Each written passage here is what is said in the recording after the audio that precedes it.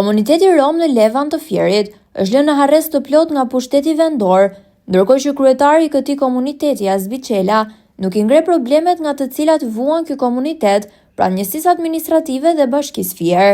Madje sipas të intervistuarve të cilët kërkuan ndihmën e televizionit Apollon për të publikuar problemet, ai nuk organizon takime për të diskutuar dhe shqyrtuar çështje në interes të komunitetit dhe të përcjell gjendjen e tyre ekonomike dhe sociale te autoritetet lokale, pasi më shumë është i angazhuar me interesat individual.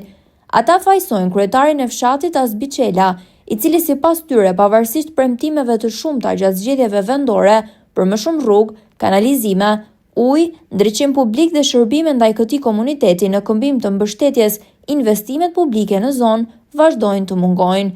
Lagja ku komuniteti rom i Levanit jeton nuk ka parë asnjë investim nga bashkia Fier në vite, pavarësisht premtimeve elektorale. Pjesa më e madhe e familjeve të komunitetit rom sot bashkëtojnë me rrezikun nga ujërat e zeza dhe të plehrave në kushte ekstreme të varfërisë dhe të pashpresë se kjo situatë do të ndryshojë ndonjëherë. Kryetari i fshatit s'ka ardhur as njëherë, dhe ky e plagu fshatin. S'ka marrë masa fare. Këto kanë do t'i bëjmë hasot a nesër, shu i kanë në.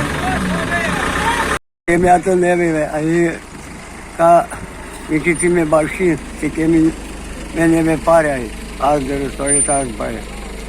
Që tonë, dhe e plaku i fshatit njerë masa pare, asë rëdojës, asë baje, që ishë pare.